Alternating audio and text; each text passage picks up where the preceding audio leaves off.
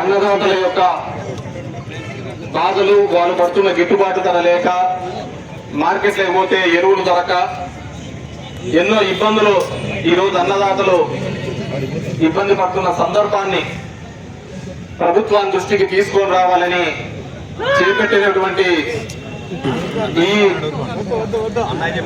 ఏదైతే ప్రోగ్రాం ఉందో, ఏదైతే కార్యక్రమం ఉందో, దానికి పోలీసులు వారు ఈ విధంగా నిర్బంధించడం నిజంగా అంటే బాధాకరమైన విషయం. గతంలో కూడా ఇదే రైతన్నల మీద నాకు తెలిసి 15-20 సంవత్సరాల కిందట ఇదే రైతన్నల మీద బషీర్బాగ్ దగ్గర జరిగిన కాల్పులలో ఎంతమందిని ప్రాణాలు కోల్పోయినారో మనం చూసినాం. మొదటి నుంచి కూడా చంద్రబాబు నాయుడు గారు రైతు వ్యతిరేక విధానాలతోనే ఆయన ముందుకు రావడం జరిగింది. రైతు ఎప్పుడూ కూడా బాగుంటే ఆయనకు నచ్చదు. ఏదో విధంగా వాళ్ళు రోడ్డు మీద ఉండాలా, వాళ్ళు రోడ్డు మీదకి ఎక్కుతూ ఉండాలా, నేను ఏదో ఒకటి చెప్పాలా, వాళ్ళకు మాయం చేయాలనే పద్ధతిలోనే చూస్తున్నాడు. ఈరోజు చూస్తే బ్లాక్ మార్కెట్ లో ఎరువులు ఏ విధంగా ధరలు పెరిగినాయో మనం చూస్తూ ఉన్నాం. ఏ విధంగా ప్రభుత్వం సరఫరా చేయాల్సిన ఎరువులు బ్లాక్ మార్కెట్లలో ఏ విధంగా కనపడుతుందో చూస్తూ ఉన్నాం. దానికి బ్లాక్ మార్కెట్ల దానికి సంబంధించి అన్ని పేపర్లలో చూస్తున్నాం. ఈడ స్టాక్ ఉంది, ఈడ సరుకు ఉంది అని చెప్పి చూపిస్తున్నారు. మరి మేము యాత్ర పెట్టక ముందు ఈ సరుకు అంతా ఎక్కడికి పోయింది? మేము ఈ ప్రభుత్వాన్ని ప్రశ్నించక ముందు ఈ సరుకు అంతా ఎందుకు కనపడకుండా పోయింది? ఆగస్టు మాసంలో బాగా ఉండాల్సిన యూరియా లభ్యత ఈ రోజు కనపడకుండా ఎందుకు పోతుంది అని చెప్పేసి అడుగుతున్నాం. దీనికి సంబంధించిన వ్యవసాయ శాఖ మంత్రి అచ్చెన్నాయుడు మాట్లాడతాడు. అందరూ ఒకటేసారి బఫేకి వచ్చినారంట, భోజనాల కోసం ఎగబడతానారంట, అందుకు వాళ్లకు ఈ విధంగా లైన్లలో కనపడుతున్నాయి అని చెప్పి అంటున్నారు. అంటే రైతులు అనే వాళ్ళు నీకు కూటి కోసం, దీనికోసం నీ లైన్లలో అడక తినే వాళ్ళలాగా నువ్వు పోలుస్తున్నావంటే, ఒక వ్యవసాయ మంత్రి మాట్లాడుతున్నాడంటే అంతకంటే దౌర్భాగ్యమైంది ఎక్కడైనా ఉందా అని చెప్పేసి నేను అడుగుతున్నాను. ఒక వ్యవసాయ మంత్రి ఏ విధంగా ఆ విధంగా మాట్లాడతాడు? ఈ రోజే ఫోటోలో చూసినాం, ఎన్టీఆర్ జిల్లాలో చెప్పులంతా ఇట్లా పెట్టుకుంటూ పోయినారు. రైతులు తెల్లారుజామున 4కి వచ్చి చెప్పులన్నీ పెట్టి మాకు యూరియా కావాలి అని చెప్పేసి అడిగే పరిస్థితులు ఉన్నారు. ఈ రోజు ఆ రైతాంగానికి ప్రభుత్వం క్షమాపణ చెప్పాల్సిందిగా ఈ కోరడం జరుగుతుంది. అదేవిధంగా బస్తా 270 రూపాయలకు దొరకాల్సిన చోట ఈ రోజు 450 రూపాయలు, 600 రూపాయలకి ఒక్కొక్క బస్తా మీద అమ్ముతున్నారంటే అందరికీ తెలుసు ఎక్కడ పోతున్నాయో, అన్ని తెలంగాణకు పోతున్నాయి. అక్కడెక్కడైతే పంట ఎక్కువగా పండించినారో, అక్కడ యూరియా కొరత ఉందని తెలుస్తున్నారో, ఈ నుంచి ఆ బ్లాక్ మార్కెట్ లో డబ్బులు పోయే, ఈ ఎరువులు పోయే పరిస్థితి మనం అందరం చూస్తున్నాం.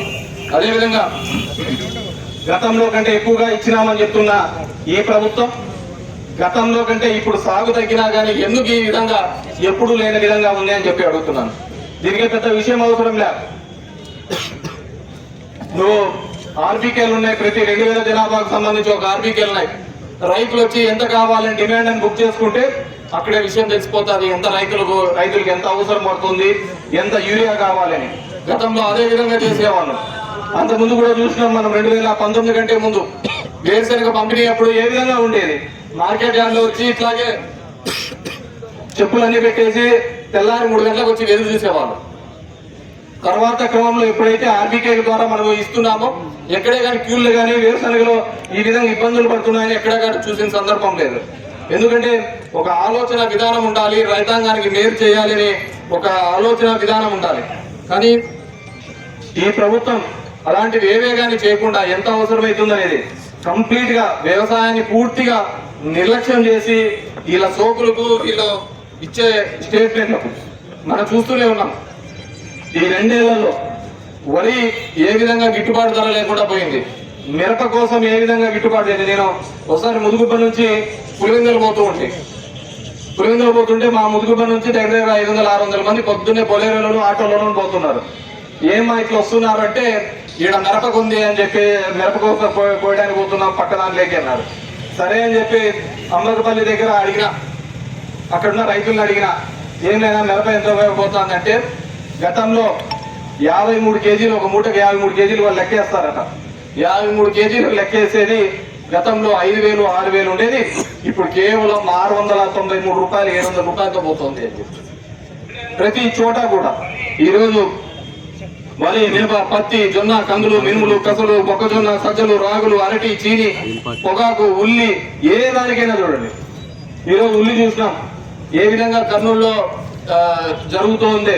మొత్తం అంతా ఉల్లి రైతులు ఏ విధంగా రోడ్డు మీద వచ్చి పడ్డం చూడడం చూసినాం, రోడ్డు మీదకి రావడం చూసినాం. ఈ విధంగా గతంలో కూడా 2019లో కూడా ఇదే విధంగా ఉల్లి రైతులకు ఇబ్బంది వచ్చిండే. మహారాష్ట్ర అక్కడంతా విపరీతమైన వర్షాలు పడ్డము, ఆ ఉల్లికంతా సమస్య రావడం, కర్నూలు జిల్లాలంతా రావడం చూస్తే ఆ రోజు దగ్గర 9,025 టన్నుల ఉల్లిని ప్రభుత్వమే కొనుగోలు చేసింది. ఏ రోజైనా ఇన్నాళ్ళు మనం వేరుశనగ పండించినాము, ఏ రోజైనా మన ప్రభుత్వంలో రేట్ తక్కువ ఉందని బాధపడిన సందర్భం ఉందా? ఎప్పుడు నార్పల్కి పోతా అంటే 3,000 ఉంది, 3,800 ఉంది, 6,000 ఉంది, ఇవే చెప్తుండే వాళ్ళు. ఈ రోజు చూడుకోండి, ఎప్పుడైతే తక్కువ వచ్చిందో ప్రభుత్వం మార్కెట్ ఇంటర్వెన్షన్ చేసేది, ప్రభుత్వం మధ్యలో వచ్చేది మేము కొంటామనేది. మనం కొంటామనేది కదా వ్యాపారస్తులంతా కూడా మళ్ళీ అదే రేటుకు రావాలి కదా అని మళ్ళీ వాళ్ళే పెంచేవాళ్ళు. ఈరోజు వాటి గురించి మాట్లాడిచ్చే వాళ్ళే లేరు, ధరల స్థిరీకరణ గురించి ఆలోచించే వాళ్ళే ఈరోజు కరువైన పరిస్థితి. అదేవిధంగా మనం 13,000 ఇచ్చే వాళ్ళం, ఈయన వచ్చి 20,000 ఇస్తానని చెప్పా, అందరికి ఇచ్చి పడేస్తాను, నానేం అట్లేం లేదు అన్నదాతలకు అందరికీ అని చెప్పేసి